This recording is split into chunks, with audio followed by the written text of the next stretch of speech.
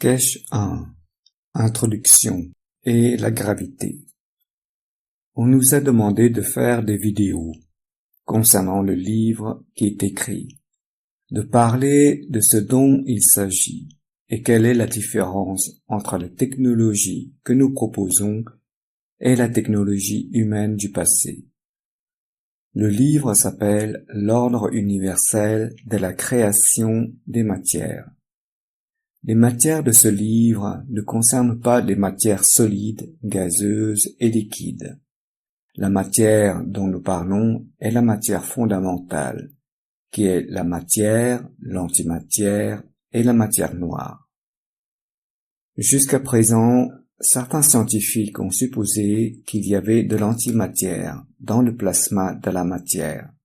Nous expliquons pour la première fois que le plasma contient de la matière, de l'antimatière et de la matière noire, ainsi que des forces de champ magnétique dans le plasma, certains travaillant en conjonction les unes avec les autres et d'autres libres.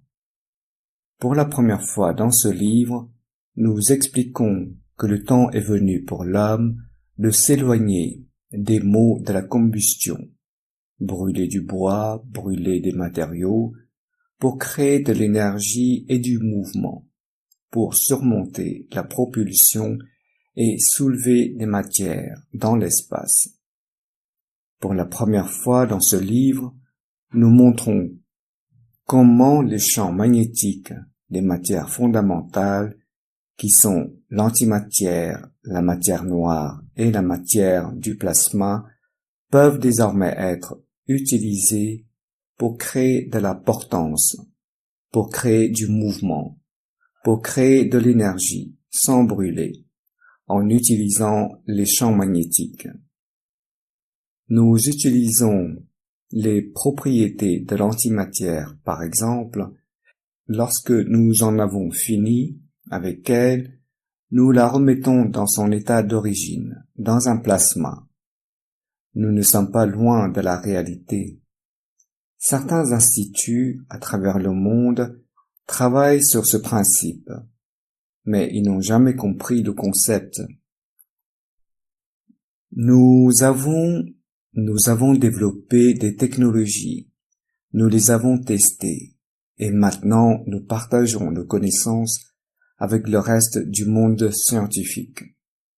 En nous éloignant de ce livre, et en revenant au sujet de ce livre, nous devons retourner là où l'homme a commencé. L'homme, depuis le début des temps, a vu le feu et il a suivi le même schéma. La raison pour laquelle cette scène a été mise en place, avec une place devant la cheminée, est de ramener la réalité d'où nous venons et où nous allons. L'homme, dans la jungle, a vu le feu, le bois, il a appris à faire du feu.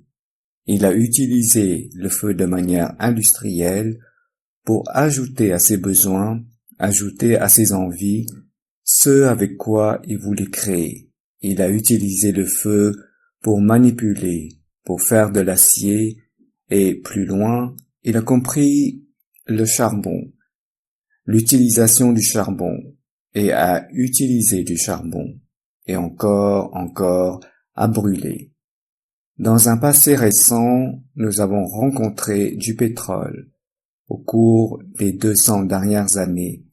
De plus, nous avons utilisé du pétrole, brûlant du pétrole.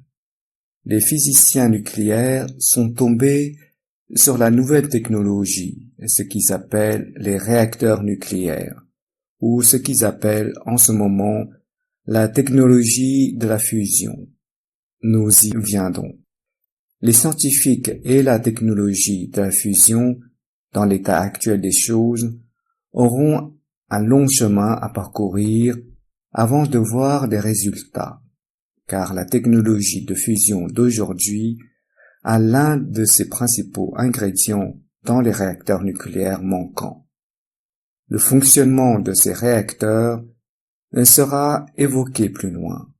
Ce qui est important dans le monde de la science, c'est que certains scientifiques ont compris les champs gravitationnels, le saint graal de la science. Ils croient que nous ne pouvons pas comprendre ce que c'est et nous ne comprendrons jamais ce que c'est. Mais la réalité est que nous savons ce que c'est. Nous savons comment c'est fait. Nous avons créé des systèmes qui les reproduisent, et c'est pourquoi notre science a l'air si incroyable. Il n'y a rien d'étonnant à la vérité, à ce qu'est notre physique. Ce que je voudrais vous montrer, c'est très simple. Si nous considérons, par exemple, comme étant le champ magnétique de la Terre, c'est la Terre et ce sont ces champs magnétiques. Ce que on nous a dit jusqu'à présent par le monde scientifique, c'est qu'il y a un pôle nord. Ce sont de vrais aimants. Et qu'est-ce qu'ils disent? Ils disent qu'il y a un pôle nord et un pôle sud. Et ce qui se passe, c'est que le champ magnétique sort du pôle nord et retourne au pôle sud. Et c'est ainsi que les champs magnétiques sont créés. Mais la réalité est tout.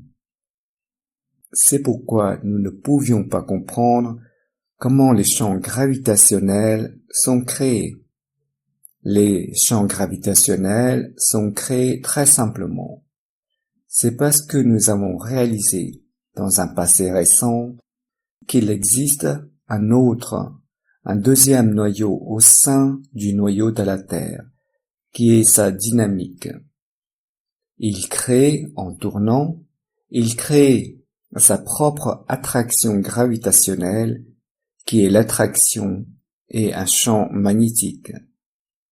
Ainsi, l'apparition du deuxième noyau au centre de la Terre indique maintenant clairement comment les champs gravitationnels sont créés dans un réacteur à noyau solide comme la Terre. Mais les champs magnétiques, en ce qui concerne les étoiles, sont créés plus ou moins sur le même principe, mais proviennent du dynamisme du plasma, qui est une matière chargée. Ce qui s'est passé récemment, c'est que nous devons découvrir d'où vient ce deuxième noyau dont nous parlons. Ainsi, les géophysiciens ont découvert dans un passé récent que le centre du noyau, ce que nous supposions être un noyau solide, a en fait une cavité à l'intérieur. Il l'appelle le noyau intérieur de la Terre. Je l'appelle le noyau Caroline. Donc, qu'y a-t-il ici? Nous supposons par exemple que c'est le noyau solide de la Terre, et à l'extérieur, c'est le noyau externe de la Terre où le courant produit dans le matériau externe autour d'ici avec le mouvement dynamique du noyau interne. C'était supposé créer le champ magnétique de la Terre. Avec une nouvelle compréhension et de nouvelles données, l'intérieur est en fait plus matériel, à l'état liquide, très probablement dans un état dynamique, comme le matériau qui se trouve à l'extérieur et comme le noyau solaire lui-même. Les géophysiciens et moi, nous sommes d'accord jusqu'à une certaine limite, que le matériau à l'intérieur pourrait être partiellement de l'uranium pour traiter le plutonium et d'autres matériaux qui sont radioactifs. Mais je suppose que sur la base des principes fondamentaux de l'ordre universel de création des corps célestes, qui sont dynamiques et possèdent des champs magnétiques, ceux-ci, dans un noyau, possèdent du plasma, ils possèdent d'autres matériaux radioactifs, ils possèdent des matériaux non radioactifs. En même temps, il contient en son sein des nanomatériaux sous différentes formes, Donc si le matériau, en dehors de cette dynamique, crée son propre champ magnétique, le matériau à l'intérieur, qui est dynamique, crée son propre champ magnétique. Donc si vous avez deux noyaux à l'intérieur et à l'extérieur, les deux créés avec leur propre champ magnétique, le noyau extérieur avec le noyau intérieur, l'interaction des deux crée le champ magnétique et le champ gravitationnel de la Terre. Et cela a été l'une des percées majeures dans la façon dont nous en sommes venus à faire progresser notre technologie.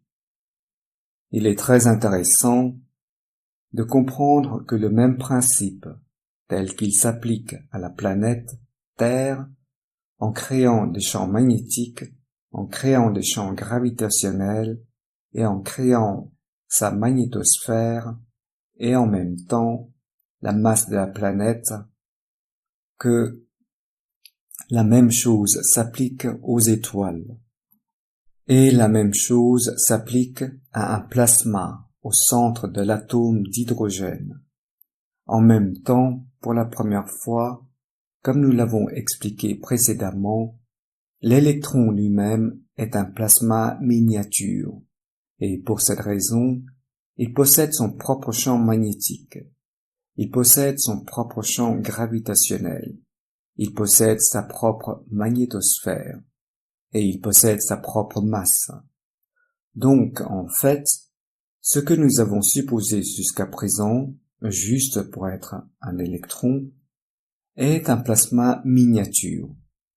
Et cela met en jeu une compréhension totalement nouvelle et découvre et réalise comment les plasmas sont créés.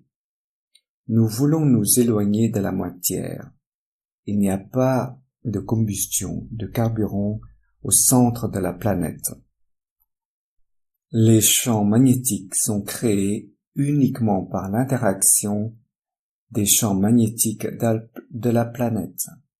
Les champs gravitationnels sont créés par les champs magnétiques de la planète. Et pour la première fois, nous confirmons, et nous savons, parce que nous avons fait des systèmes, que les champs gravitationnels et magnétiques de la planète sont créés par les mêmes matériaux dans la même région de la planète. Ainsi, le Saint Graal de la gravité est résolu. Pas seulement parce que nous le disons, mais parce que nous avons produit des réacteurs qui reproduisent la technologie, le même système, et nous le voyons exactement de la même manière.